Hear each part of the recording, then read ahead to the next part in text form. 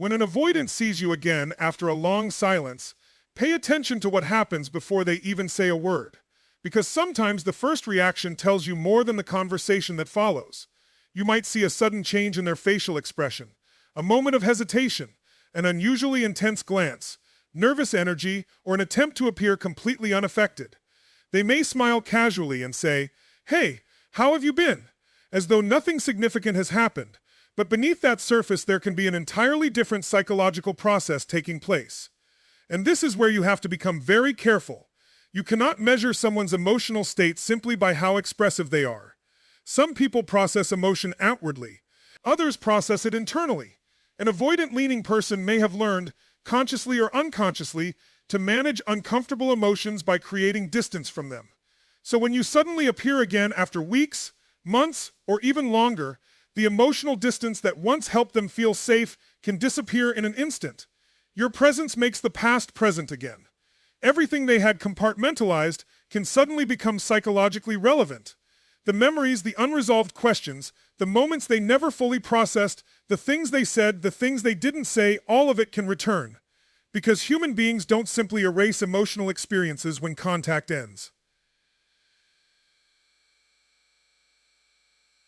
We can rationalize them, but suppression is not the same thing as resolution. That's why you should never assume that silence automatically means indifference. At the same time, don't make the opposite mistake and assume that every nervous glance means they're secretly in love. That's not emotional intelligence either. Your goal is not to decode every movement like a detective searching for evidence. Your goal is to observe patterns without losing your own center. Because the most powerful thing you can do in that moment is remain grounded. Think about what happens psychologically when someone expects a particular version of you and encounters something different. Maybe they remember you as anxious, eager for reassurance, constantly checking where the relationship stands. Maybe they remember you trying to keep the connection alive while they were creating distance. And now they see you standing there, calm, composed, and no longer desperate to control the outcome. That creates contrast, and contrast creates awareness.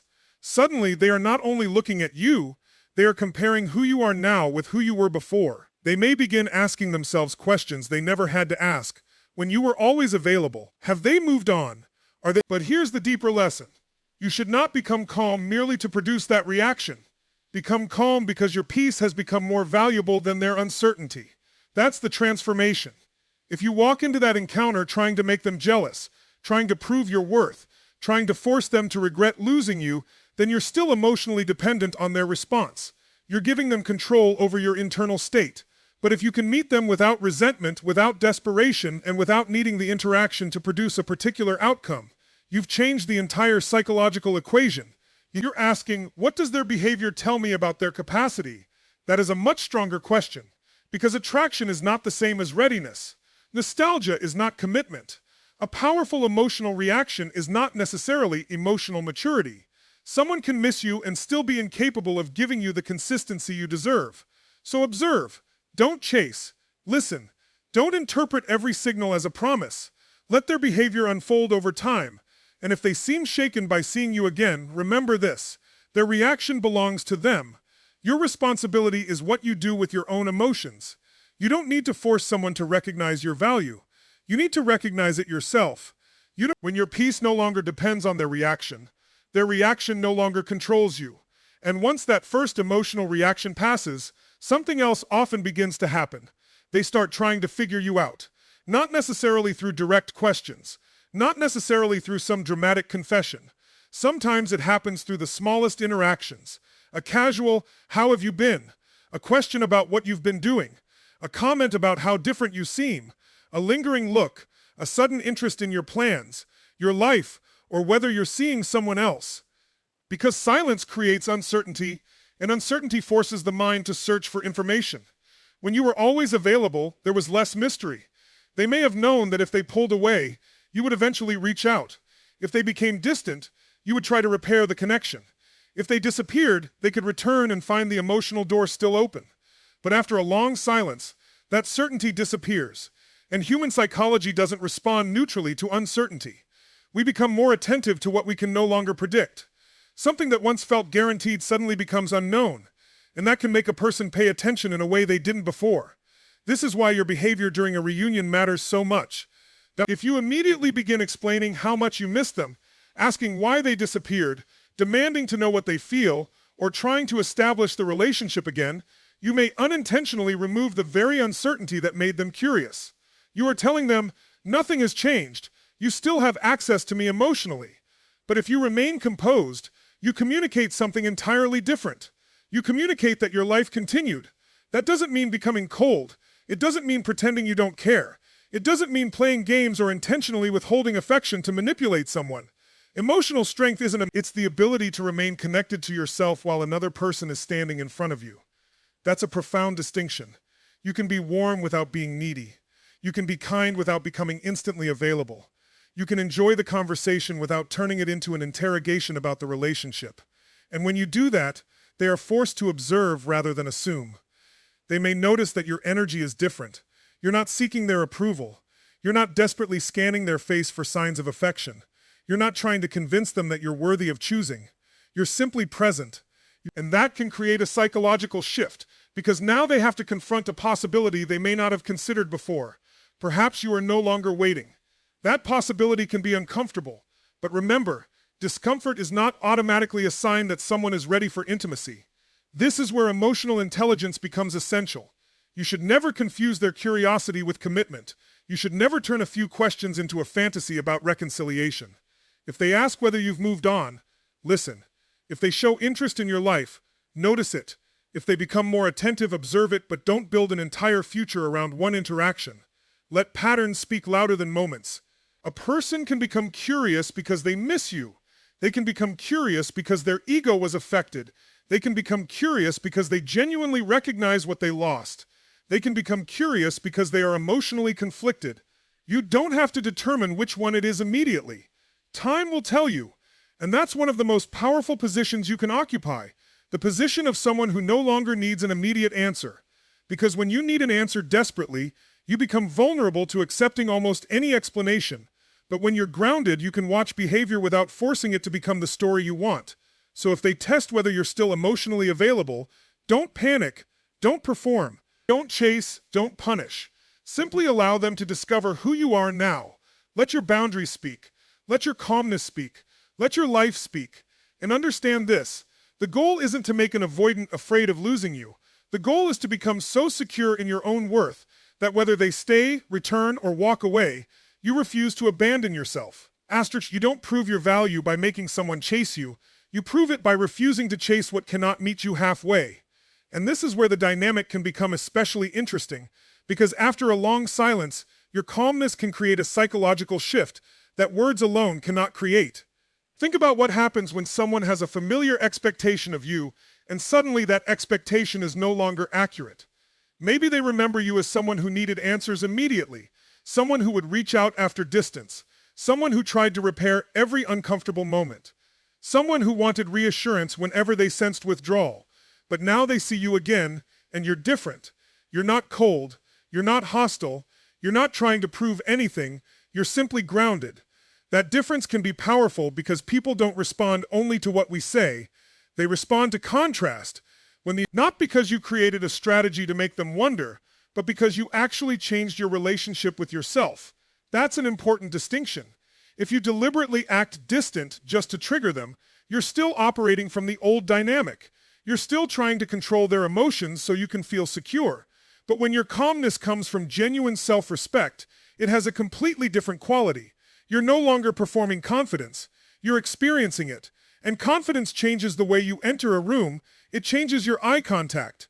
It changes your voice. You don't need to say, "I've changed." They can feel that something is different. And that can create curiosity because the person who once seemed emotionally predictable is no longer predictable in the same way. But here's something deeper. Your calmness can also remove the emotional pressure that may have contributed to their withdrawal in the first place. People who struggle with intimacy can sometimes associate closeness with demands, expectations, or loss of autonomy. When they sense that someone is emotionally grounded, the experience can feel different. There's less pressure, less urgency, less emotional chasing, and that can give them room to actually experience their own feelings rather than immediately defending themselves against them. Notice what I'm saying here. I'm not telling you to become emotionally unavailable so an avoidant will come closer. That would simply create another unhealthy cycle. I'm saying that when you become emotionally secure, you stop making their withdrawal the center of your universe. And ironically, that is often when the relationship dynamic begins to change, because now they have the opportunity to approach you voluntarily. They have to make an effort. They have to reveal something. They have to decide whether they actually want connection or simply want reassurance that they still have access to you. And that's a critical distinction. Anyone can miss someone. Anyone can feel nostalgic. Anyone can become curious when they realize another person has moved forward. But healthy connection requires something more demanding: consistency. So when you see them again, don't focus only on whether they look nervous, whether they smile, whether they seem jealous, or whether they suddenly become attentive. Look at what happens after the encounter. Do their actions become more consistent? Those are the signals that matter. Because your goal isn't to win a psychological game, your goal is to understand reality. And reality is always revealed through patterns. This is where you reclaim your power. You stop asking, how can I make them realize what they lost? And start asking, are they capable of creating something healthy with me now? That question changes everything. Because when you stop chasing validation, you become available for truth. Maybe they come closer. Maybe they don't. Maybe they finally open up.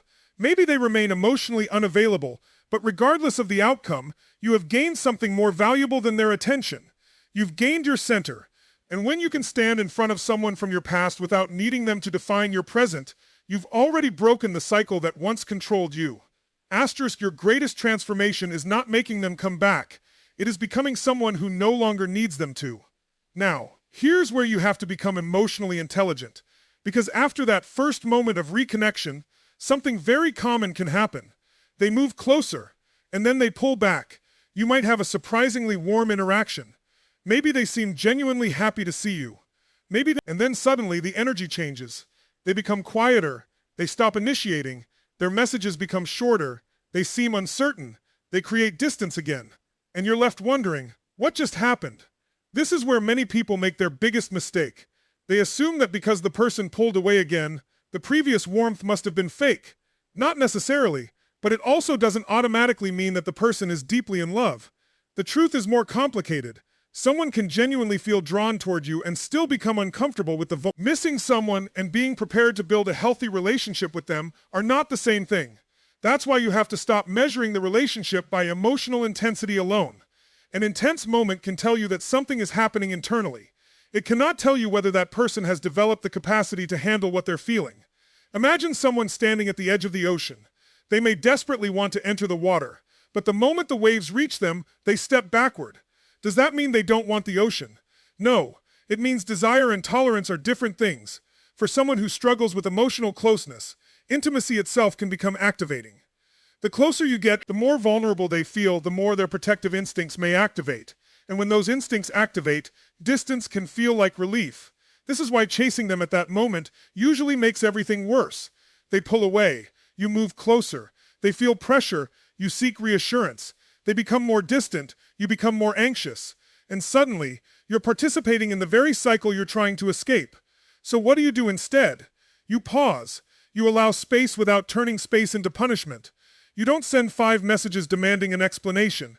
You don't send 5 messages demanding an explanation. You don't send 5 messages demanding an explanation. You don't send 5 messages demanding an explanation. You don't send 5 messages demanding an explanation. You don't send 5 messages demanding an explanation. You don't send 5 messages demanding an explanation. You don't send 5 messages demanding an explanation. You don't send 5 messages demanding an explanation. You don't send 5 messages demanding an explanation. You don't send 5 messages demanding an explanation. You don't send 5 messages demanding an explanation. You don't send 5 messages demanding an explanation. You don't send 5 messages demanding an explanation. You don't send 5 messages demanding an explanation. You don't send 5 messages demanding an explanation. You don't send 5 messages demanding an explanation. You don't send 5 because if someone genuinely wants to reconnect, they eventually have to participate in the reconnection. That's the standard. You can create an environment where communication is safe, but you cannot carry an entire relationship by yourself. And this is where your boundaries become incredibly important. A boundary is not a threat. A boundary is not, if you leave, I'll make you regret it. A boundary is simply a statement of reality. I am willing to meet you, but I am not willing to chase inconsistency. That mindset protects you from confusing potential with progress. because potential can keep you waiting for years. Progress requires evidence. Look at what they do after the emotional moment passes. Do they return? Do they initiate? Do they communicate? Do they take responsibility for their behavior? Do they gradually become more consistent? That's where the truth lives. Not in one intense conversation, not in one look, not in one moment of nostalgia. Patterns reveal capacity, and you need capacity, not just chemistry. So if they pull back after moving closer, don't immediately collapse emotionally. Don't turn their withdrawal into a verdict about your worth. Their reaction may be about their own internal conflict, but here's the part you must remember. Understanding someone does not require tolerating everything they do. You can understand why someone withdraws and still decide that repeated withdrawal isn't acceptable for you. You can have compassion without abandoning your standards. You can care about their fears without becoming responsible for managing them. And that is what emotional strength looks like. You don't chase the person who is running. You don't punish them for needing space. You simply stand firmly in your own life and allow their next action to reveal their intention. Because love isn't proven by how strongly someone feels when they see you again.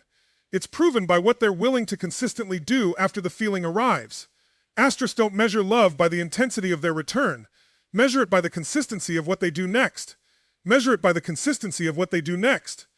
And this brings us to the most important part of the entire experience, because eventually the question stops being, what are they feeling? And becomes, what am I willing to accept? That is the question that changes your life. You can spend months analyzing an avoidant person's behavior. You can study the silence, the sudden messages, the eye contact, the withdrawal, the return, the hesitation. You can become incredibly skilled at interpreting every signal. But if all of that knowledge still leaves you abandoning yourself, then what have you actually gained? So when you see this person again after a long silence, don't make the reunion a referendum on your worth. Don't walk into that moment thinking, if they choose me, then I finally know I mattered. You mattered before they came back, you mattered while they were silent, and you will matter whether they return tomorrow or never return at all. That is the foundation you need. Because when you genuinely understand your own value, you stop approaching relationships from a place of emotional bargaining. You stop thinking, what can I do to make them stay? And start asking, does this relationship actually support the person I'm becoming? Those are completely different questions. One is driven by fear, the other is driven by self-respect. And self-respect doesn't mean becoming cold. It doesn't mean pretending you don't care. It doesn't mean shutting your heart down so nobody can hurt you. Self-respect means your heart can remain open while your standards remain intact. You can look at this person and feel something. You can remember the good moments. You can still have compassion for their struggles. You can even hope that they've grown. But hope should never become an excuse to ignore reality. If they return, let them return with actions. If they want another chance, let them demonstrate what another chance would actually look like. If they say they miss you, listen but then watch what they do. If they say they've changed, don't demand perfection, but look for evidence of growth. Do they communicate more clearly? Do they take responsibility? Do they respect your boundaries? Do they remain present when emotional conversations become uncomfortable? Do they make an effort without needing you to carry the relationship? Those questions are far more important than whether they seem nervous when they see you. Because the ultimate goal isn't reconciliation at any cost. The goal is healthy connection. And sometimes, the strongest thing you can do is recognize that someone may have feelings for you and still not be capable of giving you the relationship you need. That realization can be painful, but it is also liberating.